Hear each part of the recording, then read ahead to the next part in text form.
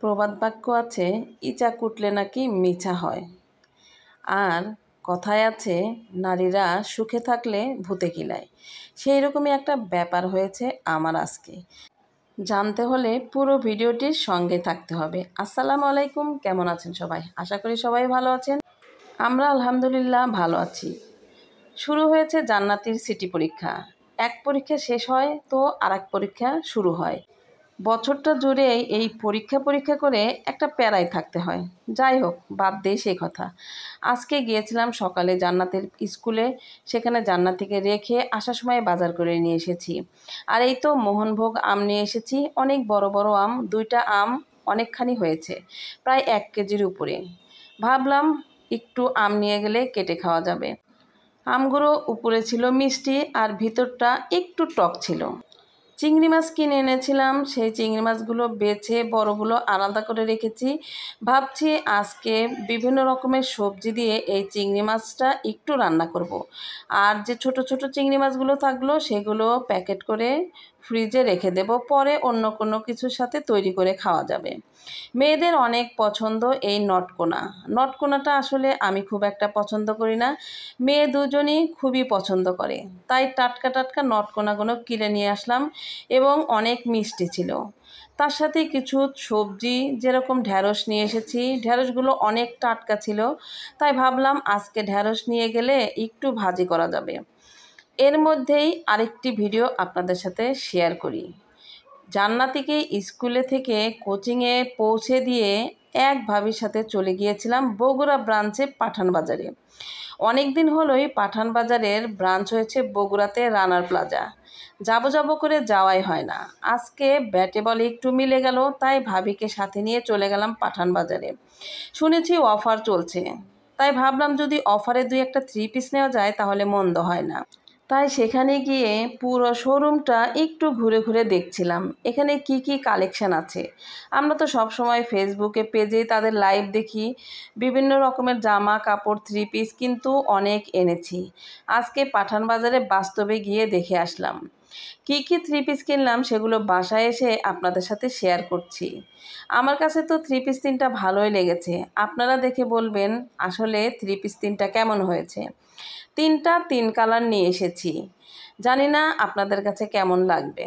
তো আমার কাছে তো মাশাআল্লাহ, হাত দিয়ে দেখে যে ভাবিকে সাথে নিয়ে গিয়েছিলাম, মোটামুটি দুইজনের পছন্দেই 3টা 3 পিস নিয়ে এসেছি।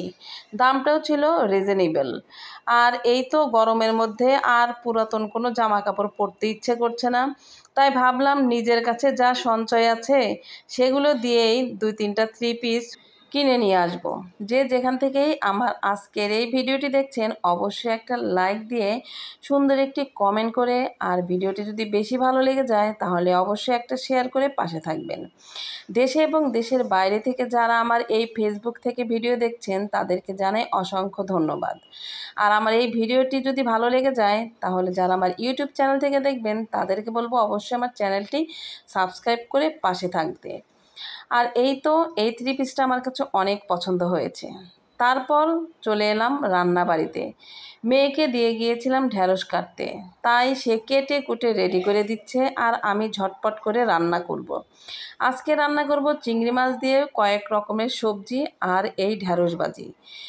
বেশ কয়েকদিন তো মাংস খাওয়া হলো, চিকেন খাওয়া হলো, ভাবলাম আজকে একটু চিংড়ি মাছের তরকারি খাওয়া যাক। যদিও আমাদের সবারই অ্যালার্জি, তারপরেও না খেয়ে তো উপায় নাই। আর শুরুতেই বলেছিলাম ইচা কুটলে হয় মিছা। চিংড়ি মাছ কাটলে কিন্তু অনেক কম দেখা যায়। শুরু হয়ে গেল আমার রান্নার প্রসেস। পেঁয়াজ কাঁচামরিচ তেলে দিয়ে দিলাম, তারপরে জিরা ফোড়ন দিয়ে দিয়েছি, অল্প একটু পানি দিয়ে দিলাম যেন পেঁয়াজটা না পুড়ে যায়। এখন আস্তে আস্তে করে সব মশলাগুলো দিয়ে দেব।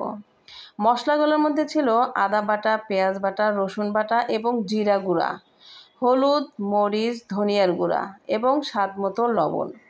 এগুলো দিয়ে সুন্দর করে মশলাগুলোকে আগে কষিয়ে নিতে হবে। কষিয়ে নিলে তারপর হচ্ছে চিংড়ি মাছগুলোকে দিয়ে দেব। এইভাবে এই কাঁঠালের মৌসুমে কাঁঠালের বিচি দিয়ে বিভিন্ন রকমের তরকারি খেতে কিন্তু আমার প্রচুর ভালো লাগে। আর কাঁঠালের বিচি ভর্তা তো অসাধারণ। যদিও ভর্তা আমি আপনাদের সাথে এখন পর্যন্ত শেয়ার করিনি, তবে যেদিন কাঁঠালের ভর্তা করব আপনাদের সাথে অবশ্যই শেয়ার করব। মশলাটা ভালোভাবে কষিয়ে নিয়ে তারপর চিংড়ি মাছটাকে ছেড়ে দিলাম। চিংড়ি মাছটা কষাতে কিন্তু খুব একটা বেশি দেরি হবে না। তারপর দিয়ে দিলাম সবজিগুলো। আপনারা চাইলে কিন্তু অনেক ধরনের সবজি দিতে পারেন, যেমন মিষ্টি লাউ আছে, কাঁচকলা আছে, এইরকম অনেক ধরনের সবজি কিন্তু দিয়ে এই চিংড়ি মাছটা রান্না করা যায়। কথা বলতে বলতে কিন্তু আমার রান্নাটা প্রায় কমপ্লিট হয়ে গেল। আর ভিডিওটি বড় করতে চাই না। ভালো থাকবেন সবাই, সুস্থ থাকবেন আর আমাদের জন্য দোয়া করবেন। আজকে এই পর্যন্তই, এখন বিদায় নিচ্ছি। দেখা হবে নতুন কোনো ভিডিও বা ব্লগে। খোদা হাফেজ, আসসালামু আলাইকুম।